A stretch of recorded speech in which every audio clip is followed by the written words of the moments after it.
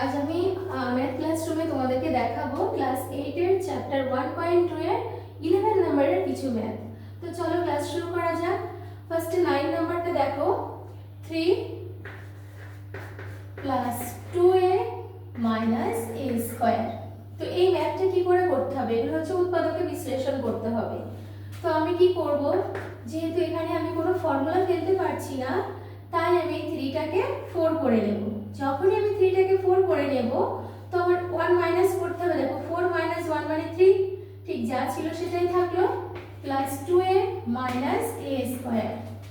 তো এখন দেখো 4 টাকে তো লিখলাম, আমি এখান থেকে মাইনাস কমন নেব, তাহলে 1 থাকলো, এটা -2a হলো। যেহেতু আমি মাইনাস কমন নিয়েছি তাই এই সাইনগুলো সব পাল্টে যাবে।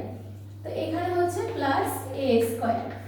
ওকে, তো এখন একটু খেয়াল করলে তোমরা দেখতে পারবে এখানে দেখো a - b এর ফর্মুলা হয়েছে। কি করে আমি তোমাদেরকে বুঝিয়ে দিচ্ছি। দেখো 1 স্কয়ার মানেই 1, 2 * 1 * a + a স্কয়ার।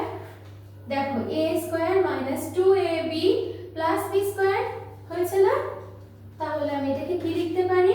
এটা তো 4, এটা হচ্ছে আমরা লিখতে পারবো 1 - a স্কয়ার। এবার দেখো আমি এই 4টাকে 4 লিখবো না, 4টাকে লিখবো 2 স্কয়ার। 2 স্কয়ার মানেই তো 4, তাই না? তাহলে এখানে আবার a স্কয়ার - b স্কয়ারের ফর্মুলা চলে এসেছে। তাহলে কি করব আমরা? a স্কয়ার - b স্কয়ারের ফর্মুলাটা তো আমরা জানি। তাহলে 2 মানে a + b প্লাস মানে কি ঠিক এইভাবে এটা লিখব, তারপরে লিখব a - b মানে 2 মাইনাস, এই সাইনগুলো সব চেঞ্জ হয়ে যাবে। এবার ছোট্ট একটা ক্যালকুলেশন করে ফেলো, 2 আর 1 কত হয়?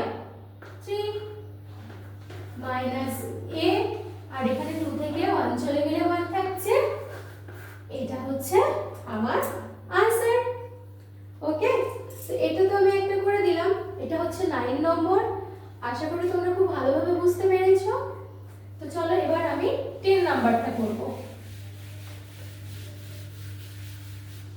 10 নম্বরে আছে x এর পাওয়ারে 4 - 1।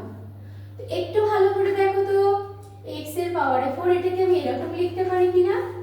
x² মাইনাস, এটা লেখা যায়? x এর পাওয়ারে 4 টাও ঠিক থাকলো, আর 1 স্কয়ার মানেই তো 1, তাই না? তাহলে দেখো এটা হয়ে গেছে a² - b স্কয়ারের ফর্মুলা।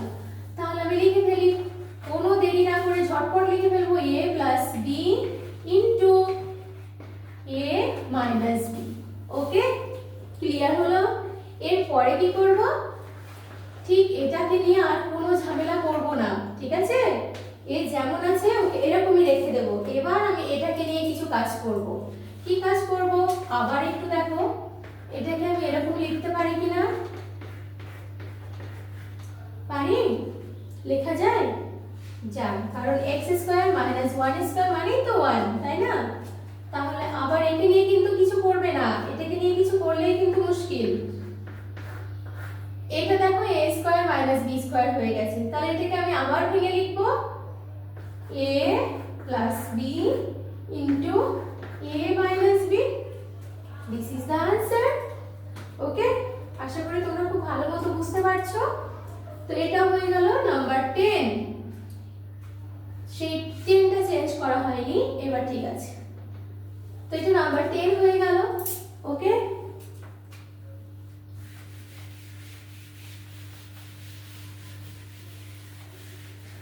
তো এই দুটো ম্যাথ যারা ভালো মতো বুঝতে পেরেছো তারা একটা লাইক করে দিও আমার ভিডিওতে, আর তোমাদের যারা বন্ধুরা আছে তাদের কাছে একটু শেয়ার করে দিও, ঠিক আছে? তবেই আমার উদ্দেশ্যটা সফল হবে।